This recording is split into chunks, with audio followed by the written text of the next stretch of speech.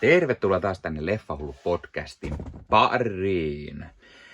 Tällä kertaa arvostelussa Ben Affleckin tähdittämä salaliittoteoria / action thrilleri The Accountant sekä sen jatko-osa Accountant 2.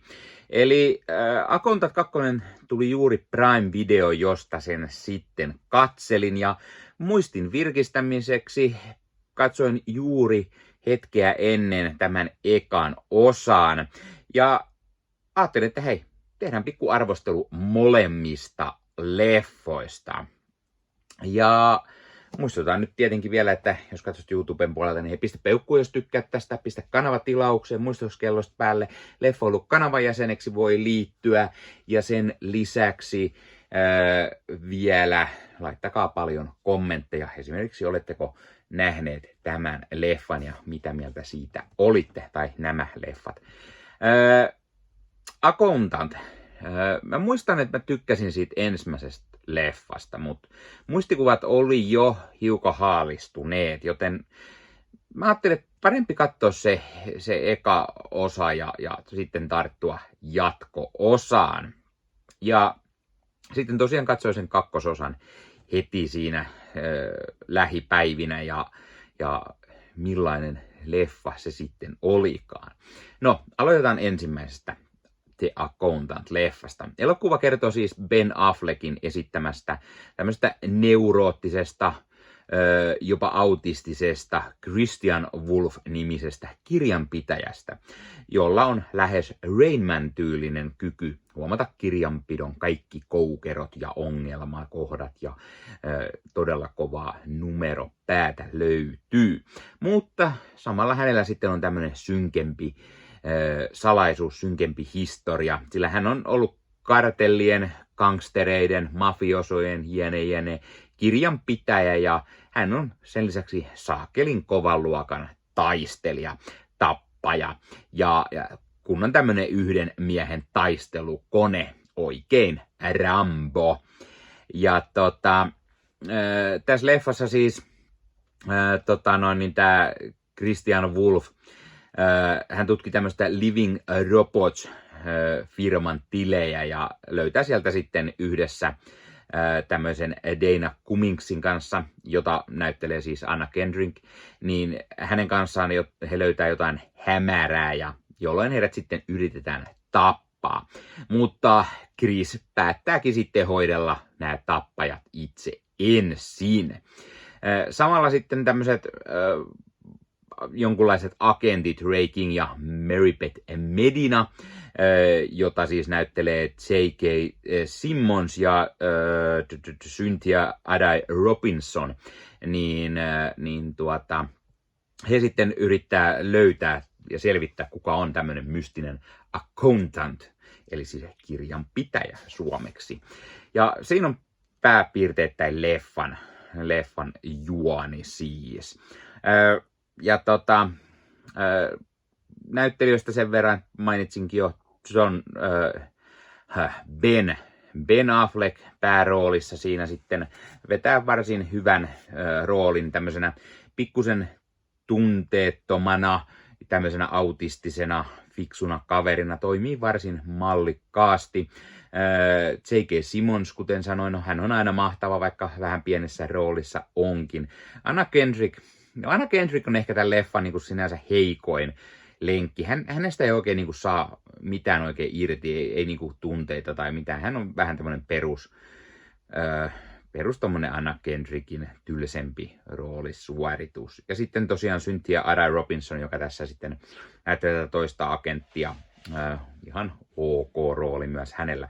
Mutta sitten ehdottomasti leffan yksi parhaimmista hahvoista on Jon Bernthal, joka sitten tulee tässä leffassa mukaan. Ja hän on pikkusen pieni rooli, mutta ehdottomasti tekee todella hyvän roolin.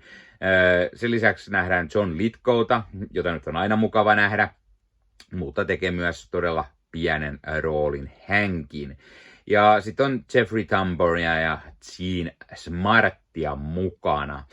ihan ok pienissä rooleissa hekin.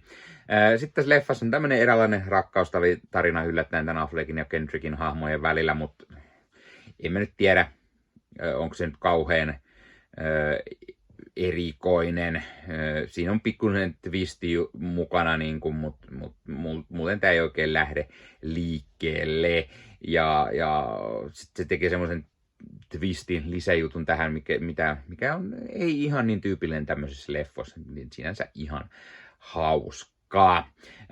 No puhutaan suoraan sitten kakkososasta, annetaan arvosanaa vasta sen jälkeen, Eli kakkososassa taas mä tykkäsin enemmän just tästä Jon Bernthalin Braxton-hahmosta, jota me nähdään tässä siis enemmän, mikä on tietenkin todella hyvä juttu. Siis Jon Bernthal on hiton mahtava näyttelijä ja hänen hahmonsa siis sopii todella hyvin tähän näin. Jon Bernthalin hahmo Braxton siis paljastui ekassa leffassa, että hän on tämän Chrisin veli. No, se ei nyt ei sinänsä ole spoileri, koska tämän kakkososan kaikki markkinointi sen kertoo tietenkin. Ja mun mielestä tosi hyvä niin kuin veljesduo Affleck ja Bernthal. Affleck on neuroottinen kaveri ja Bernthal on myös kovan luokan tappaja, mutta se semmoinen, joka haluaa näyttää enemmän tunteita tai haluaa saada veljestään jotain irti, rakastaa veljeään ja niin kuin näin. Ja sitten kun veli ei pysty sanomaan tunteita esimerkiksi, niin sitten tämä Braxton on siitä harmissa ja näin. Niin Bernthal on se, joka tuo ne tunteet mahtavasti esille, kun taas sitten Affleck on se semmoinen jäyhä kaveri, sopii todella mainiosti yhteen ja siksi Bernthal ehkä on tämän leffon parasta antia. Affleckin tämä Chris on siis ihan hyvä tässä edelleen, neuroottinen, mutta hänen älynsä ei ehkä tule ihan samalla tavalla esille. Ehkä koska semmoinen kunnon kirjanpitomysteeri vähän niin kuin puuttuu tästä. Mutta sitten taas sinänsä tämä veljellinen kanssakäyminen on tosi hyvä ja miten vaikeet hänen on niitä tunteita näyttää ja sopii siksi tosi hyvin ja sitten vastapainona Bernthal taas todella hyvä duo. Sitten taas tässä näytetään enemmän näitä tämän Christianin näitä taustajoukkoja ja kerrotaan niistä vähän ja semmoisia erityisiä nuoria, joista on koostuu tämmöinen oma hakkerijoukko ja mihin kaikkeen ne pääsee käsiksi ja mitä niin kuin on, niin se toimii hyvänä pikku lisänä. Tämä jatko-osa onkin tämmöinen enemmän just veljellinen tarina ja tämä on vähän rauhallisempaa menoa kuin toiminta. Jo actioniakin on paljonkin loppupuolella, mutta muuten tämä on enemmän ehkä tämmöinen pikkuinen rikostrilleri-tyylinen leffa kuin mikään action-leffa ja mä olisin hiukan enemmän actionia ehkä tähän kaivannut.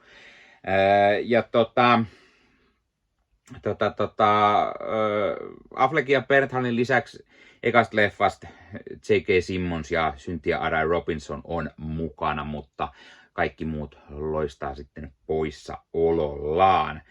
No Alison Wright, joka palaa tämän Justin hahmon ääneksi, niin hän on myös tässä mukana, eli siis se Affleckin hahmon Chrisin, tämä tämmöinen taustajoukoissa, tämmöinen, joka ääni me kuullaan tosi paljon siellä puhelimessa aina. Uusia näyttelyjä leffassa on muun muassa Robert Morgan, Daniela Pineda, jolla onkin ehdottomasti se isoin tämmöinen näistä sivuroolia näistä uusista. Hän on tämmöinen kovan luokan tappaja, joka sitten aiheuttaa paljon tälle Chrisille juuri ongelmia.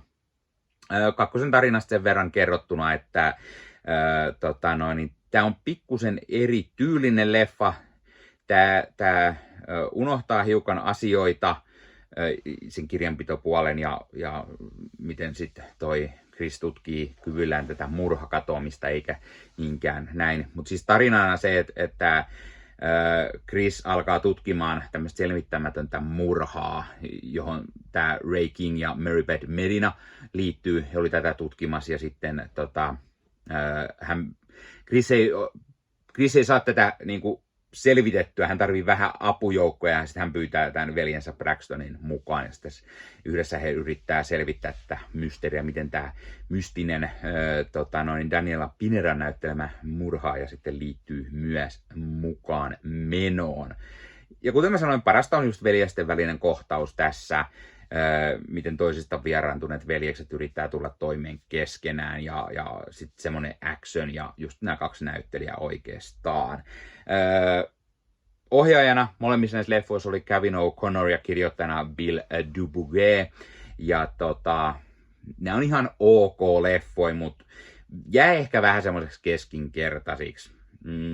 Ekalla mä antaisin arvosanaksi varmaan se 7,5/10, eli ihan niinku toimiva, hyvä leffa sinänsä. Voin suositella, kannattaa katsoa. Tokalla mä antaisin ehkä sen 7/10 lopulta, koska tää ei ihan mun mielestä toimi yhtä hyvin kuin se eka. Se uutuuden viehätys vähän niin kuin puuttuu. Ja kun tässä ei vieläkään osata kunnolla hyödyntää tätä accountant-hommaa ihan sillä tavalla, kun niin kuin olisi halua, niin kuin toivoisi, että se menisi, niin se on vähän semmoinen, että se pikkusen niin kuin lässähtää. Mutta siis nämä on hyviä leffoi ja pikkusen parantamisen varaa jättää. Hahmoja voisi paneutua vielä enemmän. Ja sitten tässä puuttuu se joku, että vähän jää semmoiseksi ihan vaan ok leffaksi. Mutta mä viihdyn näiden parissa ja mä suosittelen ja kyllä mä jään vähän miettimään, että vieläköhän tähän mahtaa tulla jatko-osia. Löytyy siis Prime-videosta, nyt kannattaa käydä katsomassa. Ja hei, pistä kommenttiin. Onko sä nähnyt The Accountant 1, 2? Mitä mieltä olet niistä? Tykkäsit, et? Miksi et? Mitä mieltä olet roolisuorituksista leffasta? Mikä on sun mielestä paras Ben Affleckin leffa? Paras Ben Affleckin roolisuoritus? Entä mitä mieltä olet Ben Affleckista ohjaajana? Ei ole hetkeen nähnyt herran ohjaavan mitään leffoa. Olisi kiva taas nähdä vaihteeksi joku hänen ohjauksensa. Ja hei, jos katsot YouTuben puolelta, niin pistä peukkuun, jos pistä kanavatilauksen, muista kellosta päälle. Näitä aina, koska tulee uusia videoita ja sen lisäksi auttaa kanava kasvamaan. Eli kiitos kaikille, jotka olette kanavan tilanneet. YouTuben puolella siellä on jäsenyydet, superominaisuudet päälle. Sieltä voi jäsenet tulla kanavan jäseniksi ja sieltä saa erikoismainintaa esimerkiksi tohon nimen, kun on kanavan jäsen ja sit saa erinäköisiä hyviä asioita. Näkee ennakkoonkin. Esimerkiksi tämänkin on nähnyt varmasti jo aikaisemmin, jos on kanavan jäsen, tämän videon sieltä ja muita videoita tulee. Esimerkiksi täällä on paljon tällä leffahuoneessa kaiken näköistä, mistä on tulossa lähiaikoina varmasti video, niin niitäkin näkee sitten ennakkoon, kun on kanavan jäsen. Joskus tulee jopa pelkästään jäsenille tarkoitettuja videoita.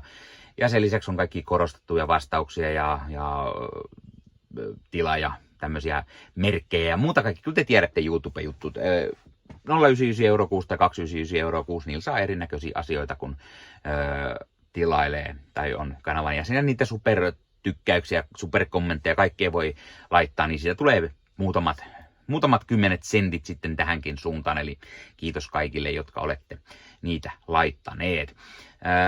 Ottakaa Leffahullu somekanavat haltuun, Instagrami, TikTokki, Facebook-sivusto, jäne. Meikäläinen tekee Marvel Podcast Suomea, Star Wars Podcastia ja sitten sen lisäksi meikäläinen kuuluu Leffamediaan, jos on yli 30 sisääntuottajia, jotka rakastavat leffoja ja sarjojen katsomista, niiden arvostelemista ja kaikkeen leffoja ja sarjoihin liittyvää. Sieltä löytyy leffa- ja sarja-aiheiset uutiset, huhut, trailerit, sieltä löytyy haastatteluja, kaikennäköistä leffa- ja sarja-aiheista. No niin, tämä oli Leffahullu podcast tällä kertaa. Ei muuta, ensi kertaa. Se on moro.